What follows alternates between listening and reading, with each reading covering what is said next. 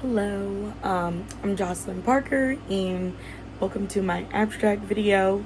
I'm having some issues with my computer video, so I have to use my phone, unfortunately. So right into it, my topic in question. So my topic is parental involvement in the academic outcomes for students.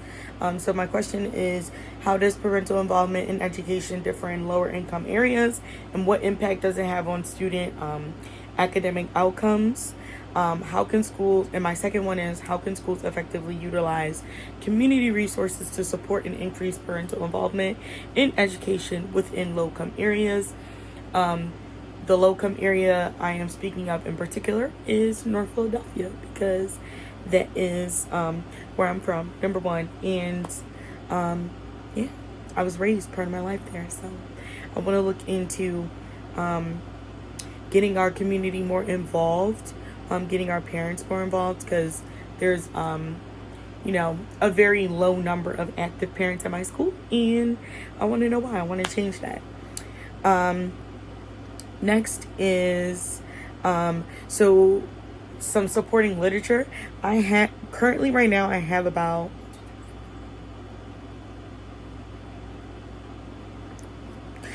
seven peer-reviewed sources, but I'm not sure if I'm going to end up using all of them. That has also been, I know this is like later, should go later in the video, but that has also been like an area of growth, or like a challenge for me, is finding like peer-reviewed articles, like specifically that were made within like, or published within like the last 5 years. A lot of the resources and references that I have,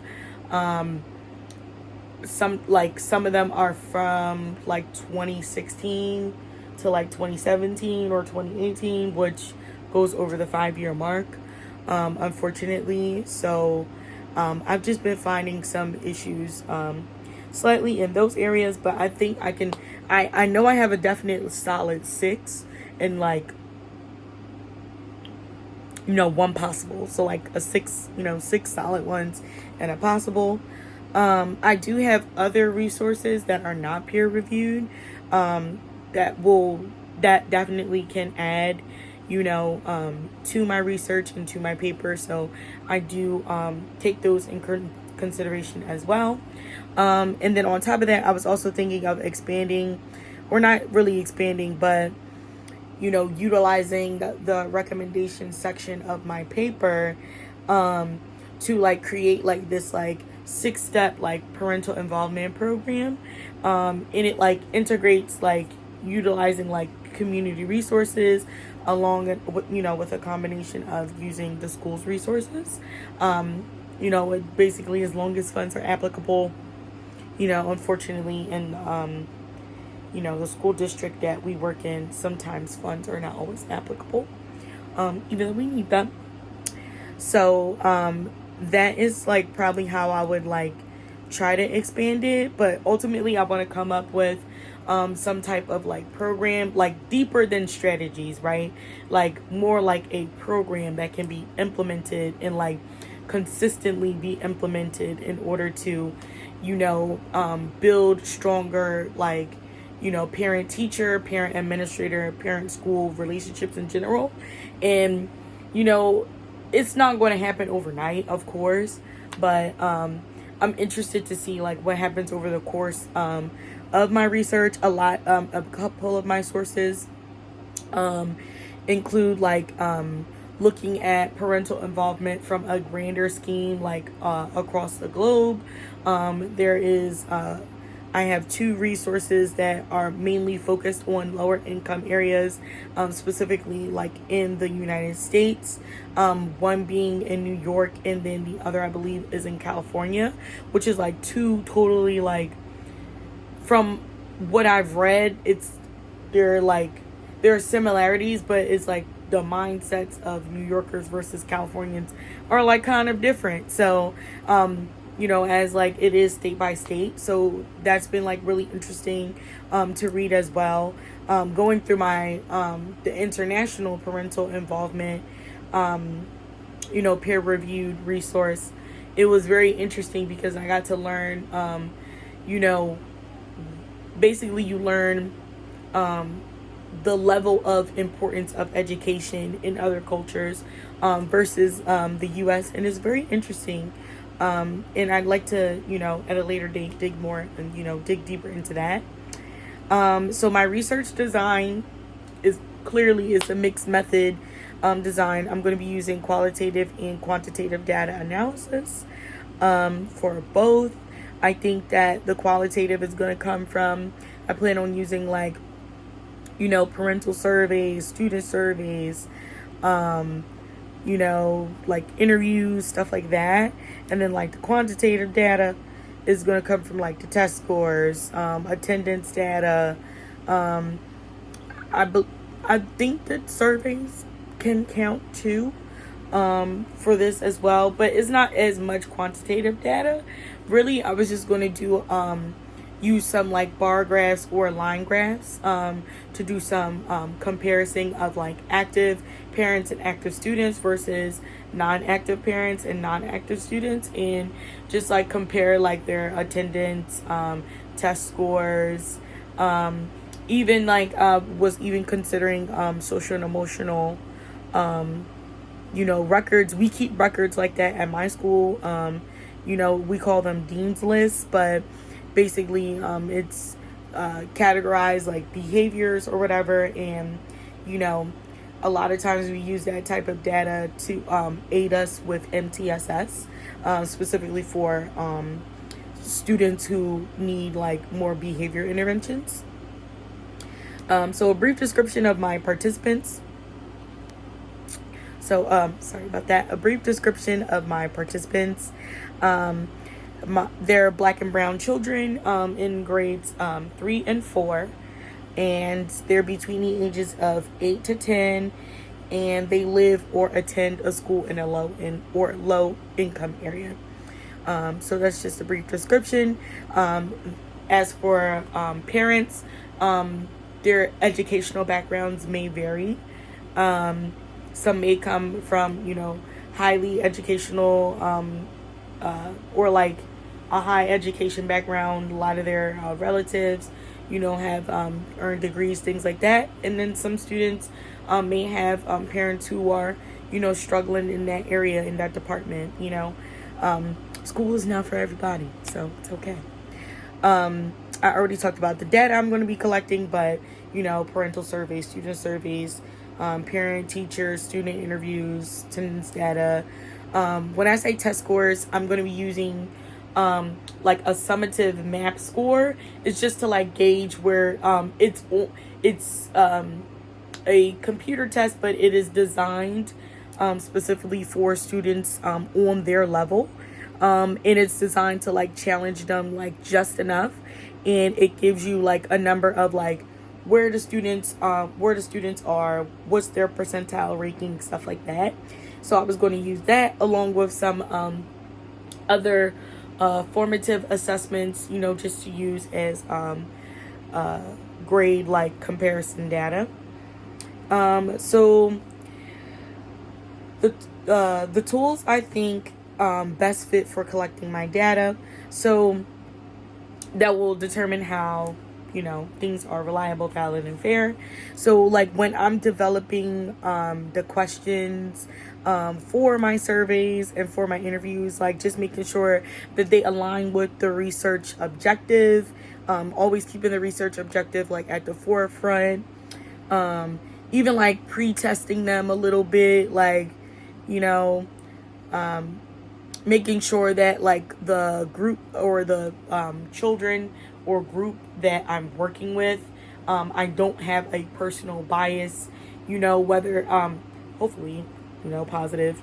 Most of my biases towards students are positive, so but regardless, like not having like a super deep or personal relationship with them,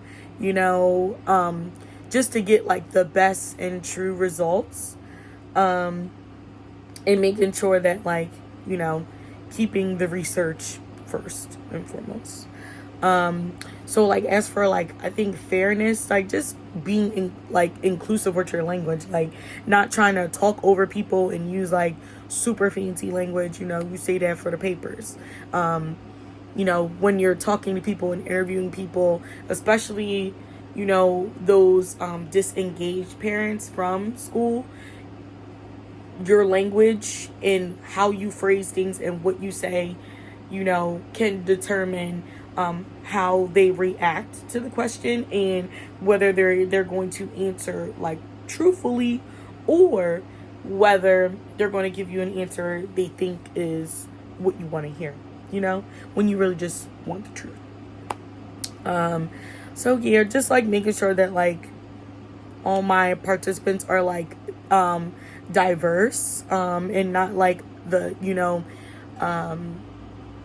not like too similar, but making sure that there are like some differences, that there's like a nice like general mix, because then like it's going to just highlight like one type of voice or one type of parent over all the others, when all of them matter.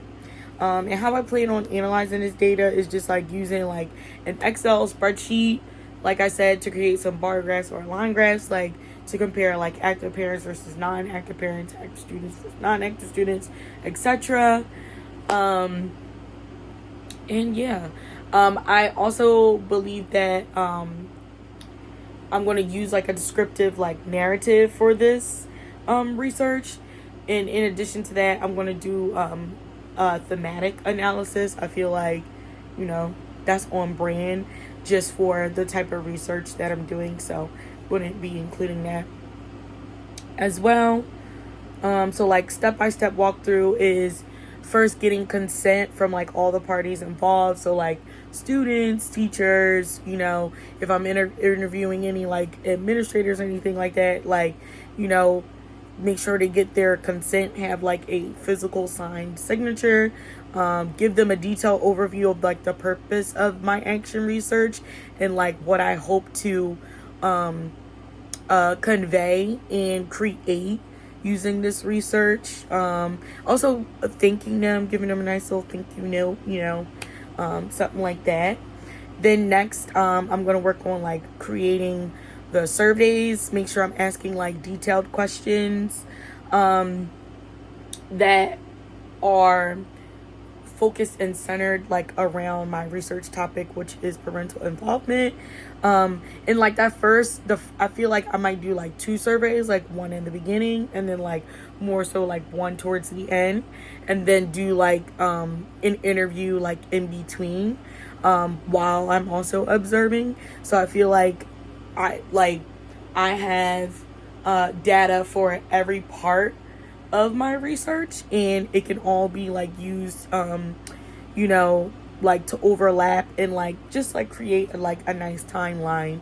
So I think I would start with the surveys first, and I would do like a general survey, more so asking questions about like a yes or no type of thing, like do you think parental involvement is important, or like on a scale from 1 to 10, how important do you think parental involvement is, stuff like that. Do you think parental involvement affects your child's academic outcomes, like things like that. I think I would try like asking those types of questions, just to like get a gauge on like what are the preconceived notions about parental involvement and like what it means to be an active or involved parent.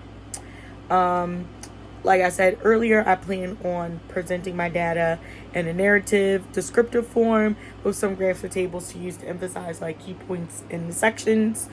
Some limitations for me personally will probably include like inconsistencies, unfortunately, with like students or parent participation.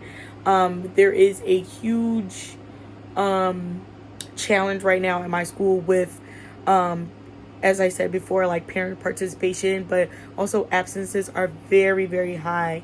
So those inconsistencies with coming to school could be a problem. Um, I don't know. I feel like I put down confidentiality, but I don't think that confidentiality would be like an issue per se. It's just that a lot of our parents are like cousins, or they're like friends or related. So they talk to each other a lot about a lot of different things. So like maybe that's a way that the confidentiality could be reached. Economic and educational barriers can also, play a role in like limiting like my research. There are multiple parents that I do know at my school that they cannot read, or like they can read a little bit. And it's more than just a few, which, is not surprising at all, but it's more so concerning for like, from a teacher's standpoint, like, how do we just let those babies like, go through their life without learning, so, or without, effectively learning how to read. So those things are like very real in our in my neighborhood, or in the school's neighborhood rather. So that could definitely like play a part. And reliability and validity, like I said earlier, parents trying to give you like the right answer instead of like what's truly on their heart. That can also like play, a limitation, which is, it's very important for shaping the questions, grounded in research. So,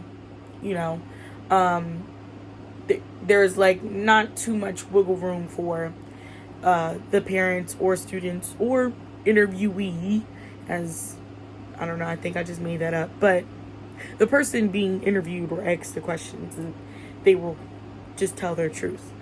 I'm most looking forward to the interviews. I don't know if you can tell, I've been talking about them a lot, but I'm looking forward to the interviews with all the students, parents, and teachers, but mostly with the students, because I like getting their perspective on things that is not, strictly like from an educational standpoint. Because I am an ELA teacher, so I'm always like asking them some type of like critical thinking questions, and like these questions are different type of critical thinking questions. So I'm interested, to see like what they have to say.